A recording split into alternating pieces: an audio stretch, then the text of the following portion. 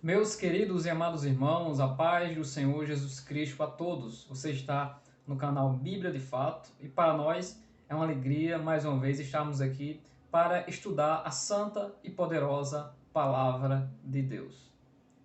De forma recorrente, sempre estamos lembrando de Cristo vindo sob a lei, segundo Gálatas 4:4, e muitas vezes não paramos para meditar o que significa vir sob a lei e também não abrogar, mas cumprir a lei. Por isso, neste vídeo nós tentaremos responder a seguinte pergunta: como Jesus cumpriu a lei? De forma recorrente, ele era acusado pelos seus perseguidores, fariseus e saduceus, de ser um transgressor da lei, principalmente por causa do sábado, onde eles, exagerados, agora diziam que no sábado não se poderia fazer nem sequer o bem, como era usual do Senhor em suas ministrações, todos serem curados. O que significa dizer que Jesus cumpriu a lei e não veio abrogá-la? Fica conosco até o final, que nós iremos descobrir isso.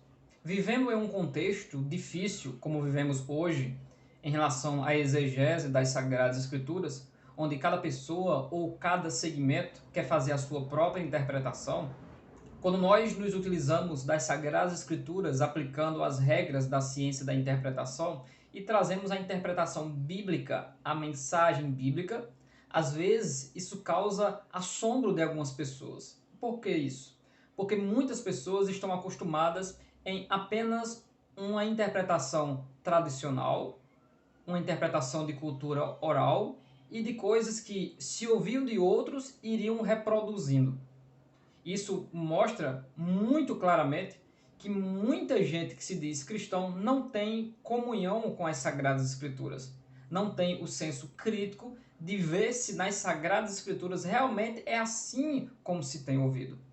Em Atos dos Apóstolos, capítulo 17 e versículo 11, a palavra diz que os de Bereia eram mais nobres do que os de Tessalônica, pois enquanto Paulo, que pregava, falava, eles conferiam nas Escrituras se era assim.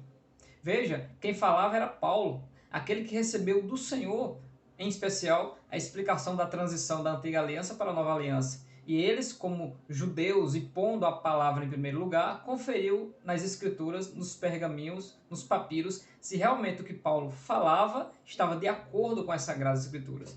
É por isso que muitos se convertiam e muitos se entregavam ao nosso Senhor e Salvador Jesus Cristo. Por causa dessa crise de uma interpretação coerente, muitas pessoas perecem porque começam a entender um Deus bíblico que não existe. Mas o Deus das Sagradas Escrituras teve e tem um plano perfeito, que em Cristo esse plano é cumprido. Uma das gloriosas e maravilhosas obras do Senhor é explicar tudo acerca do reino de Deus, os mistérios do reino de Deus, as características do reino de Deus, o que é preciso para nós fazermos para permanecermos na justiça do reino e agradarmos a Deus e termos a nossa salvação conservada. No texto de Mateus capítulo 5, versículo 17, o texto diz: não cuideis que vim destruir a lei ou os profetas. Não vim abrogar, mas cumprir. Essa palavra abrogar, na sua etimologia, na sua raiz, no seu fundamento, significa basicamente assim: eu não vim tirar de sobre vocês a carga que vocês carregam. Pelo contrário, eu vim cumprir isso que vocês carregam. Ele era acusado de ser um transgressor. Então, nesse texto, ele está dizendo: eu não estou transgredindo a lei. Eu não estou tentando tirar de vocês aquilo que Deus ensinou. Eu vim aqui para cumprir aquilo que Deus ensinou. E ele, de forma mais enfática, diz: porque em verdade vos digo que até que o céu e a terra passem, nem um jota ou um tio se omitirá da lei sem que tudo seja cumprido. É claro que as letras hebraicas não têm nem jota e nem tio. Foi traduzido desta maneira. Mas o sentido do texto é: nenhum daqueles pequenos traços ou sinais que possam haver na escrita, mesmo do tempo de Cristo, nenhum daqueles pequenos pontos e riscos que há nas letras hebraicas, nada se omitirá. Tudo faz parte da lei de Deus e é revelado para os homens e eles têm que observar assim. Ele segue esse entendimento dizendo: porque qualquer um que violar um destes menores mandamentos e assim ensinar aos homens, será chamado o menor no reino dos céus. Aquele, porém, que os cumprir e ensinar, será chamado grande no reino dos céus. Então, em resumo, ele está dizendo, todos os preceitos, mandamentos, as ordenanças que Deus deu na antiga aliança, elas devem ser cumpridas. Se alguém não obedecer e ainda ensinar errado, essa pessoa ela será pequena, ou seja, ela será desprezada, ela não fará parte do reino de Deus. Mas se ela, primeiramente, cumprir e ainda passar para frente e ainda ensinar, ela será grande no reino dos céus. Veja a tamanha responsabilidade de nós interpretarmos as Sagradas Escrituras de maneira correta, viver em conformidade com o código de ética de Deus, revelado também em resumo no Sermão da Montanha, e ainda ensinar os discípulos de Cristo a guardar todas as coisas que ele tem ensinado.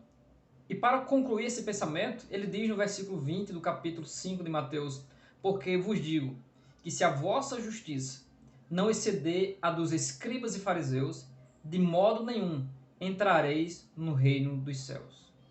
A justiça de um judeu exclusivista da antiga aliança está baseada nos méritos e nas obras legalistas da sua religião oferecidas a Deus. Então, quem oferece mais, quem oferece com mais dedicação, terá mais benefício de Deus. O que o Senhor está passando para os seus discípulos é aquilo que é diferente no sentido de completar tudo isso. O Senhor não está aqui invalidando o papel da lei ou desprezando a lei e os mandamentos de Deus. O que o Senhor está nos explicando é que se a lei de Deus é dividida em três aspectos, a lei moral, a lei cerimonial e a lei civil, não é pelas leis cerimoniais que nós somos aperfeiçoados. De outra maneira, precisaríamos nós nos tornar judeus com todos os seus rituais de imolação, de holocausto, e ainda ter um tabernáculo físico para poder se aproximar da presença de Deus. O que Jesus está nos ensinando é que no nosso interior, todo esse código de ética moral deve estar dentro de nós pela palavra de Deus e devemos andar em conformidade com ele. Porque dentro do plano do reino foi inserido os gentios como gentios, não os gentios para se tornarem judeus. Então o que Cristo está dizendo é que o legalismo dos fariseus os faz perecer, porque eles cumprem as obras externas, cerimoniais, mas no seu interior eles são sepulcros caiados, ou seja, existe podridão neles, eles são mortos espirituais. Eles não fazem isso por amor a Deus acima de todas as coisas, nem obediência e nem amor ao próximo. Eles fazem isso por mérito próprio, apenas para serem louvados e serem lisonjeados pelas línguas qualquer, mas não para agradar ao Deus Todo-Poderoso. A verdadeira justiça é um coração humilde, que se submete à vontade de Deus e olha para Deus e decide servir ao Senhor de todo o coração, mesmo havendo a corrupção na religião, mesmo havendo a corrupção no mundo tão perdido, mas é uma decisão pessoal. Não foi o objetivo de Jesus Cristo, vindo sob a lei, de tentar invalidar ou tentar desfazer, destruir e acabar com aquilo que está estabelecido. Tanto é que o próprio apóstolo Paulo diz que a lei é boa, a lei é santa e a lei está estabelecida. Por isso que Jesus começa em outra tradução, Mateus 5,17, dizendo: não pensem que eu vim destruir a lei, os profetas, que eu vim invalidar tudo aquilo que está escrito. Eu não vim invalidar. O que ele veio foi nos ensinar como verdadeiramente se cumpre aquilo que está escrito. Ele viveu de forma perfeita, mostrando como nós podemos agradar a Deus, também cumprindo os preceitos que ele mandou. A verdadeira intenção de servir a Deus estava no coração de Jesus Cristo e ele passou isso para aqueles que ouviam ele de coração. E o Sermão da Montanha, que se inicia no capítulo 5 de Mateus, ele vem para nos mostrar isso. O real sentido de como é andar na presença de Deus. Ser humilde, ser pacificador, sofrer pelo nome de Cristo, sabendo que o nosso galardão está crescendo lá em cima, buscar primeiro o reino de Deus e a sua justiça, e Deus vai suprir todas as nossas necessidades, fazer aos outros aquilo que nós queremos que os outros façam por nós.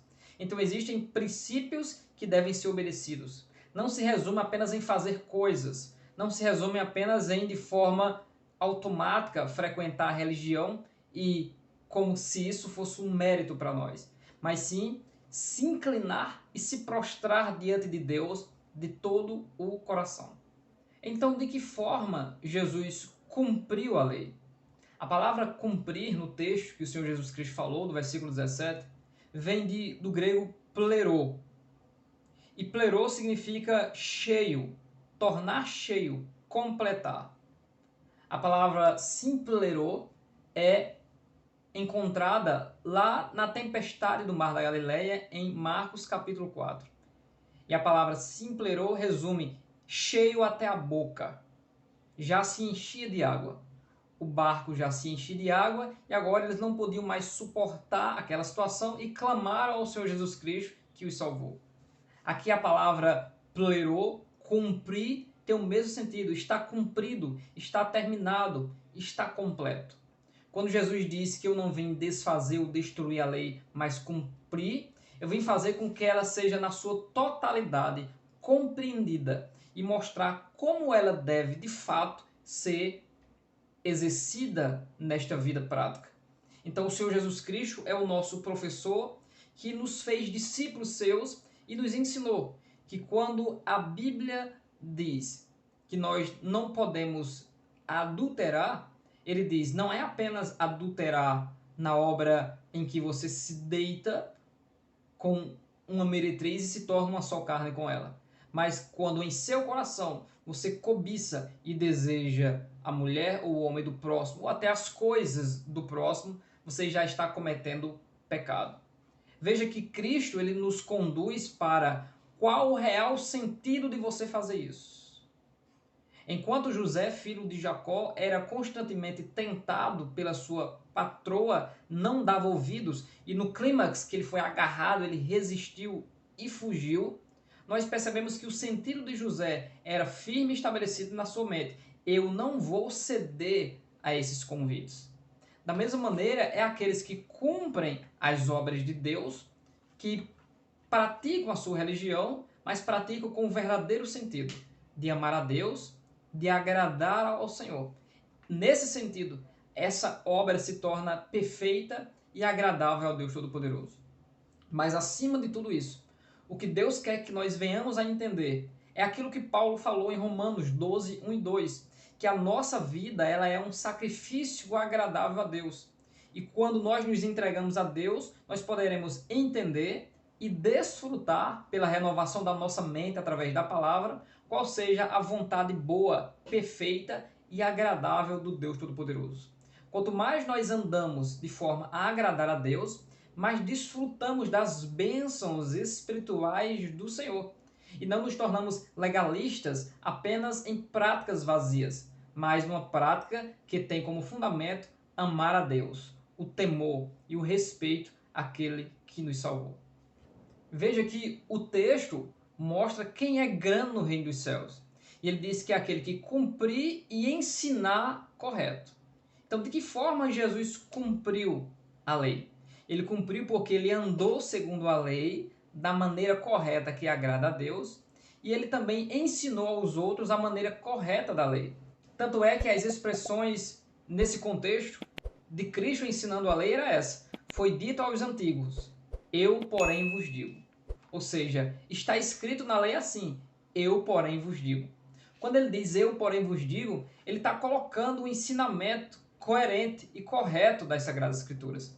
Veja que benefício você terá, líder, professor, pregador, quando você vence todo um sistema legalista que não honra mais as Sagradas Escrituras e você prega e ensina o que está na Bíblia Sagrada. Primeira coisa, você estará vivendo a verdadeira palavra com o sentido real das Escrituras e estará ensinando ao povo e expondo as Sagradas Escrituras da maneira correta, a mensagem que a Bíblia tem para o povo. E foi isso que Cristo fez. Foi dito aos antigos, não matarás, na tradução mais correta, não assassinarás, não tire a vida sem causa. Eu, porém, vos digo, o real sentido, eu, porém, vos digo, qualquer um que se encolerizar contra o seu irmão, que quiser trazer ira, que quiser importunar o seu irmão, já é réu do fogo eterno, já é réu de juízo eterno. O Senhor está nos ensinando que o assassino não é aquele apenas que tira literalmente a vida, que mata o corpo, mas aquele que busca matar a alma, matar a fé do seu irmão em Cristo, impedir que as pessoas tenham a bênção de Deus por praticar maldades. E isso é viver e ensinar a Escritura de maneira correta. Indo nesse mesmo caminho, em 2 Coríntios capítulo 3, existe um texto que é interpretado de forma incoerente e nós podemos trazer a interpretação correta aqui.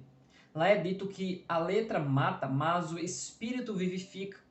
E muitos interpretam aquelas pessoas que não amam as escrituras e não buscam as escrituras e querem o mal dos demais.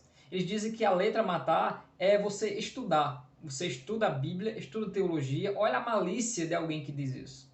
Muitas pessoas dizem por falta de entendimento, por reproduzir aquilo que outras pessoas falaram. Mas isso é um mal muito grande. O que Deus deseja é que o seu povo tenha conhecimento, porque se não houver entendimento de quem é Deus e do trabalhar de Deus, nós perecemos. Quando a Bíblia diz que a letra mata, está falando dos mandamentos, está falando do antigo concerto, da antiga aliança. Por quê? Porque a lei se tornou enferma por causa da carne. A lei não se tornou má, a lei nos matou, porque ela mostrou para nós o que é o pecado e mostrou que nós temos desejo de praticar o pecado e que nós morremos por não sermos fiéis a todos os preceitos que a lei diz. Por causa disso, a lei foi boa para a justiça de Deus em Cristo, porque em Cristo a justiça da obra de Cristo na cruz nos perdoou, pagou o preço e agora nos purificou com a sua palavra. E agora nós somos salvos por olhar para Cristo, o autor e consumador da nossa fé, e a lei continua dizendo a mesma coisa que sempre disse.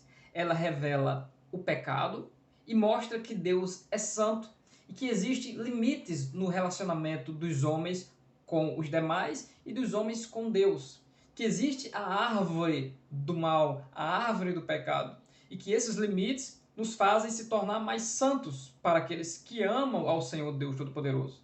É por isso que Paulo diz que a lei é boa, é santa. Ela me matou, mas Cristo me ressuscitou. Em Cristo Jesus, hoje eu tenho a salvação. E conforme Efésios 1, 13 e 14, eu estou selado com o Espírito Santo da promessa. E agora o que eu preciso fazer é, em uma nova vida, conservar em mim a salvação, não praticando a iniquidade, não cedendo aos caprichos do pecado, mas permanecendo na presença de Deus. Esse é o propósito da lei para os cristãos, revelar o Deus que é santo e deseja que nós venhamos ser santos. Então aqui já está revelado os grandes. Quem são os grandes no reino dos céus? Os grandes no reino dos céus são aqueles que são humildes de espírito e entendem que necessitam da graça do Espírito Santo de Deus para andarem na justiça, fazerem a vontade de Deus e desfrutar das bênçãos espirituais. Não é pelo mérito, não é por dons espirituais, que já é uma graça divina, não é por nada que venhamos fazer aqui nesta terra, como se fosse para Deus, que isso fará de nós maiores no reino dos céus. Mas sim aprender a depender de Deus. Nós somos salvos pela obra de Jesus. Deus mantém a nossa saúde pela sua graça. É Deus quem nos cura, é Deus quem nos dá dons, é Deus quem nos dá sabedoria, e essa sabedoria ela é celestial, e Ele não lança em rosto, mas Ele dá a qualquer um que lhe pedir. É Deus que nos usa na sua obra. É Deus que, através dos dons espirituais, faz a igreja avançar e as portas do inferno não prevalecem contra ela. E por causa disso, toda honra, toda glória e todo louvor sejam dadas a Jesus. Porque dele e por ele e para ele são todas as coisas. Então, qual é a justiça de Deus para nós? Nós podemos exemplificar no capítulo 19 de Mateus, a partir do versículo 16, quando o jovem rico se aproxima de Jesus tentando se justificar. E ele diz: bom mestre, o que farei para herdar a vida eterna? E Jesus disse: guarde os mandamentos. Olha que diálogo glorioso. E ele pergunta: quais? E o Senhor Jesus Cristo, para trazer um grande ensinamento que de fato entre no coração do jovem rico, ele pula o primeiro e segundo grande mandamento e começa a citar vários mandamentos que o jovem rico tem guardado desde a sua meninice.